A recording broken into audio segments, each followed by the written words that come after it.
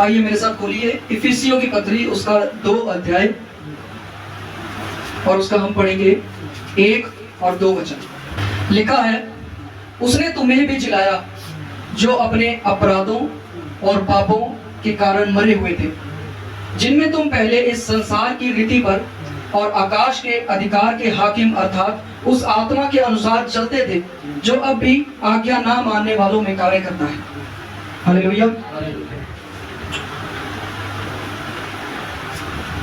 जब हम बच्चों की तरह अपने आप को नहीं बनाते, जब हम अपने आप को आज्ञा में नहीं चलाते, हम यीशु मसीह की ओर ध्यान नहीं रखते, जब हम अपनी बुद्धि अपनी समझ का इस्तेमाल करके उसी के अनुसार चलना चाहते हैं, तब क्या होता है?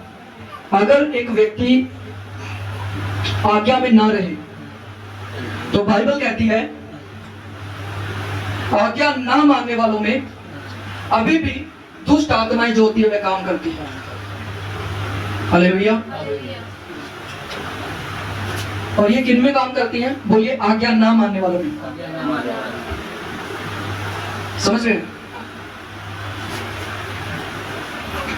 एक बच्चा है और उस बच्चे को अगर हमें सही तरीके से चलाना है, उसके साथ सब कुछ सही करना है, हम चाहते हैं उसके साथ सब कुछ सही हो, तो हमें क्या करना पड़ेगा बताइए?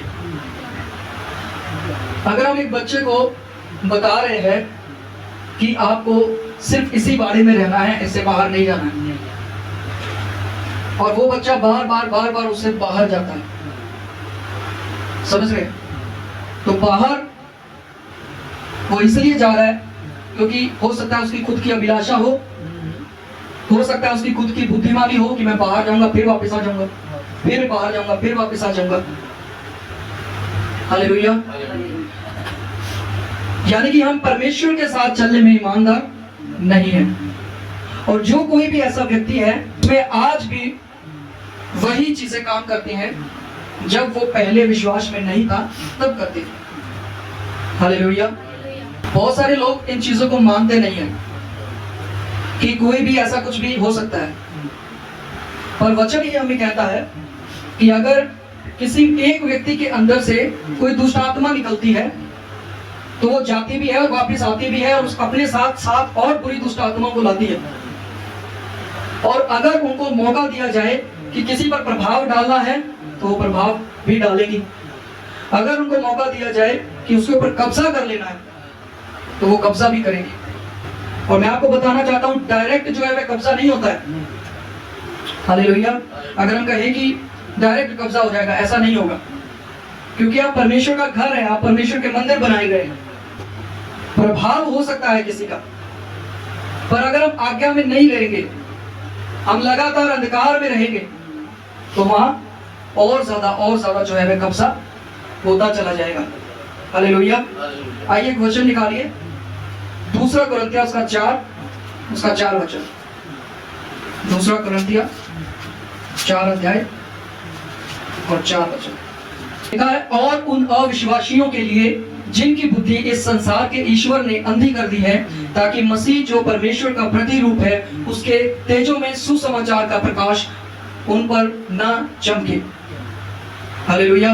तो दुष्ट आत्माओं का काम क्या होता है कि एक व्यक्ति की जो बुद्धि है, सोचने समझने की जो शक्ति है, उसको अपने काबू में कर ले। और जब वह एक व्यक्ति की समझ को काबू में कर लेते हैं तो वह अपनी लाइफ में गलत डिसीजंस लेना शुरू करते हैं, और जैसे ही वे गलत डिसीजंस लेंगे वे आज्ञा से बाहर जाएंगे, अभिलाषाओं में गिरेंगे, पाप में बुराई में गिरेंगे। और बार बार जब ऐसा होता रहेगा उसको समझ नहीं आएगा कि मेरा ये काम क्यों हो रहा है ऐसा।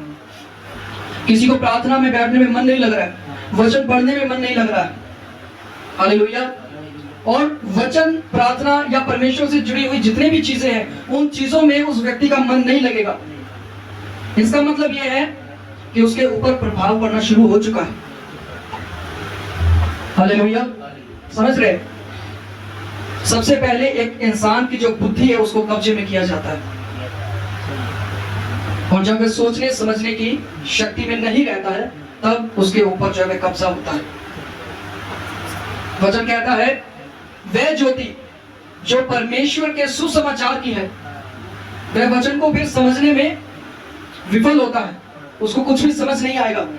वो चाहे 10 बार भी पढ़ेगा, उसको समझ नहीं आएगा कि ये वचन कहता क्या है। उसको उस वचन में कुछ नहीं दिखेगा। हो सकता है सीधा ही उसको पढ़ ले, हालेलुया, पर वह भूल जाएगा, उसको याद नहीं रहेगा, बना नहीं रहेगा मैं वचन उसके हृदय में। समझ रहे? आइए एक वचन निकालें, ये लास्ट वचन है, पहला शमूएल 15 अध्याय उसका 23 वचन पढ़ेंगे। बलवा करना और भावी कहने वालों से पूछना एक समान पाप है।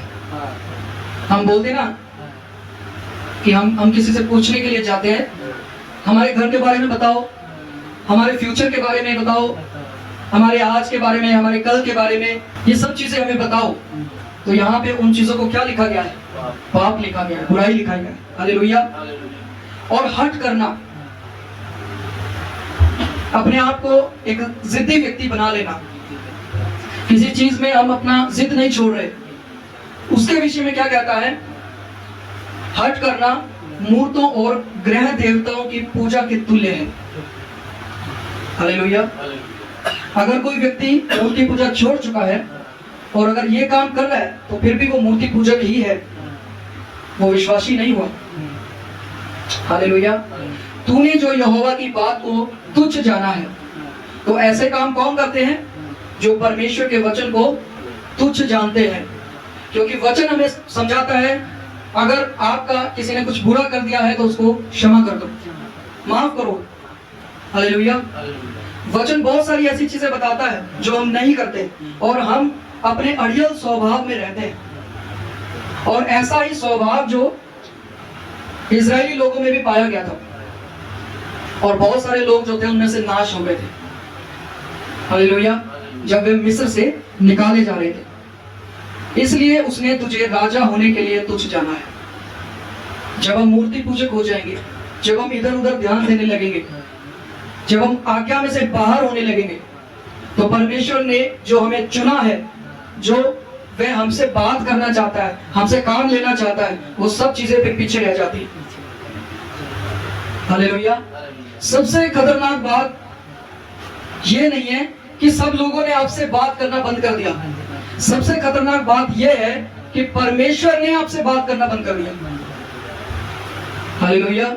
अगर परमेश्वर ने बात करना बंद कर दिया तो इसका मतलब है कुछ गंभीर जो है आप अपनी लाइफ में कर रहे हैं।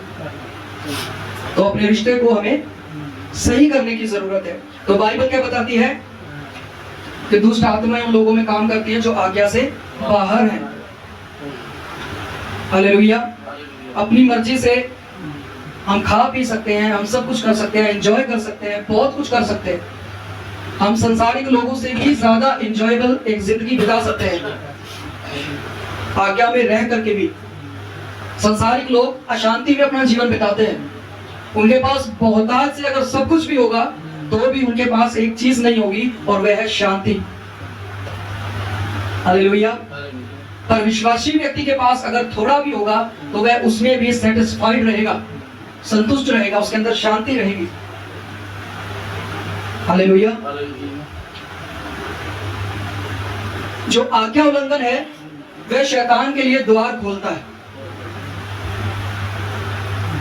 उत्पत्ति में जब हम कैन के बारे में पढ़ते हैं तो परमेश्वर ने कैन से क्या कहा था कि पाप जो है द्वार ही पर खड़ा है, उसकी लालसा तेरी और होगी, परंतु तुझे उस पर प्रभुता करनी है। हमें जो है अधिकार दिया गया है तो हम उस पर प्रभुता करें, पर हम अपने अधिकारों को नहीं जानते हैं, इस्तेमाल नहीं करते हैं, इसलिए वो अपना प्रभाव डालते हैं। हालेलुया। अगर एक व्यक्ति शैतान के लिए इस तरीके से द्वार खोल सकता है तो उसी तरीके से आज्ञाकारी होने से वह पवित्र आत्मा के लिए द्वार खोलता है। हालेलुया। बोलिए, आज्ञा उल्लंघन शैतान के लिए द्वार खोलना है और आज्ञाकारी करना पवित्र आत्मा के लिए द्वार खोलना है। अगर आप आज्ञाकारी रहेंगे तब आप पवित्र आत्मा से बढ़ते चले जाएंगे। हालेलुया।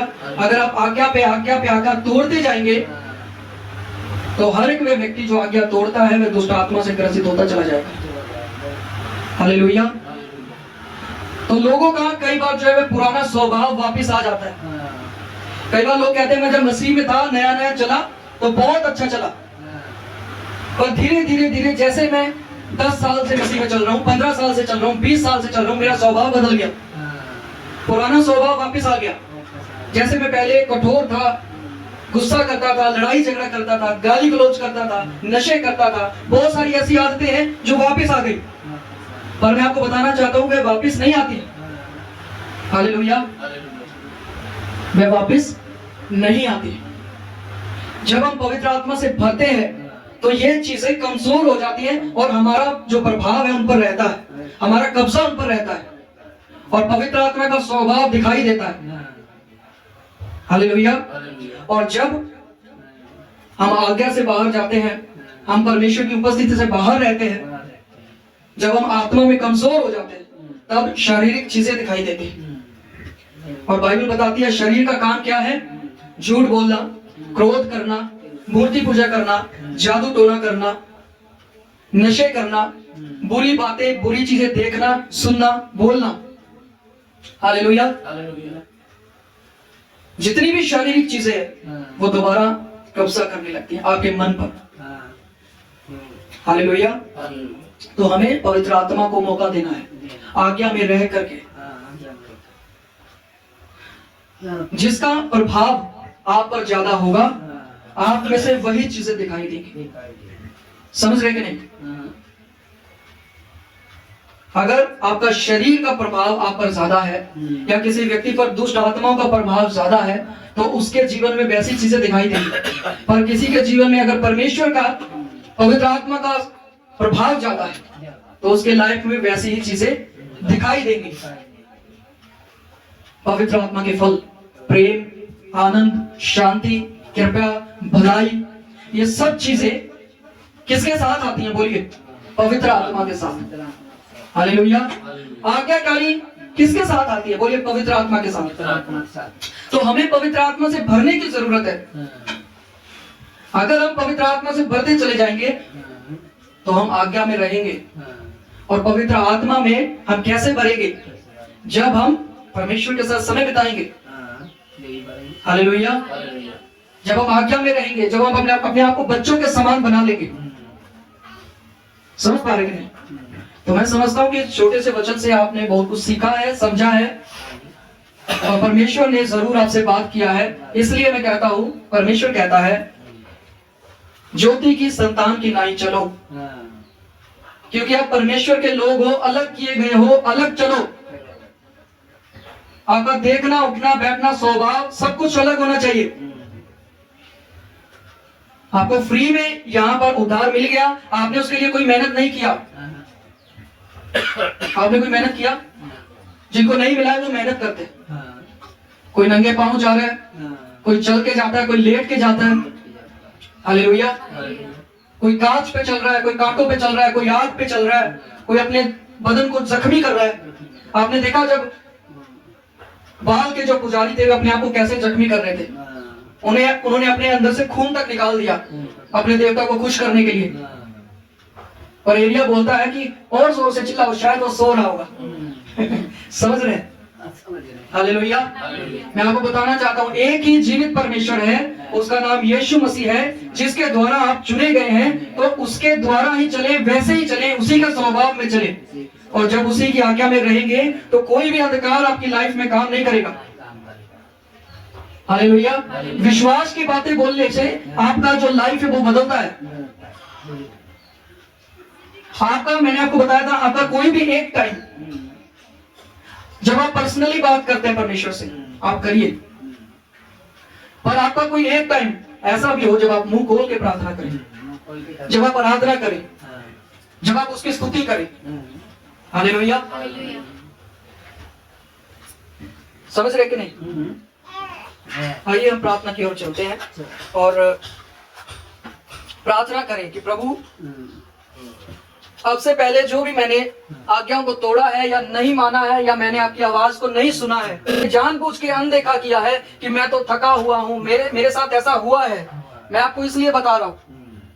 परमेश्वर आवाज देता है, अगर हम उस आवाज को फॉलो करते रहेंगे तो वो आवाज हमें स्पष्ट रूप से सुनाई देगी। बिल्कुल क्लियर, आपको जोर नहीं लगाना पड़ेगा उस पर सुनने के लिए परमेश्वर को, क्योंकि वो आपके नजदीक ही है, आपसे दूर नहीं है। हालेलुया। जोर कब लगाना पड़ता है? जब हम परमेश्वर से दूर है। परमेश्वर दूर नहीं है, जब हम खुद परमेश्वर से अपने आप को दूर कर लेते हैं। हालेलुया। तो जब वो बात करे तो उसकी सुनो, वो आपको राहत को भी उठाए। प्रार्थना करो। आप वहां पर ये नहीं बोल सकते हैं प्रभु मैं बाद में प्रार्थना करूंगा, अभी मैं बहुत थक गया हूँ, 5 मिनट की मैं प्रार्थना करूंगा, ठीक है, फिर मैं सो जाऊंगा। हो सकता है आपकी प्रार्थना में परमेश्वर आपको कुछ ऐसा टॉपिक दे कि आपकी प्रार्थना से किसी का उद्धार हो जाए, आपकी प्रार्थना से कोई दूसरा बच जाए। वो परमेश्वर कोई भी टॉपिक दे सकता है आपको, अगर वह आपको उठा रहा है प्रार्थना करने के लिए। बहुत बार परमेश्वर मेरे को उठाया, रात में बोलता है उठो अन्य भाषा में प्रार्थना करो। हालेलुया। बहुत बार उठाया, ये बोलता है उठो प्रार्थना करो। कई बार रात में, कई बार सुबह, जब परमेश्वर की इच्छा है। तो जब भी वह बोले सुनो, और जब आप सुनने की आदत डाल लेंगे तो आप हर चीज में अपने आप को सफल देखेंगे। तो विश्वास में चलने के लिए हमें ये चीजें करनी है। ये आपका एक छोटा स्टेप है जो आप कर सकते हैं। वैसा ही चले जैसा परमेश्वर कहता है, लोगों को देख करके नहीं। ये जो बाइबल है ना, ये जो वचन है, इसको देख करके चले। हालेलुया। परमेश्वर आपको आशीष दे इस वचन से। आइए हम प्रार्थना करें।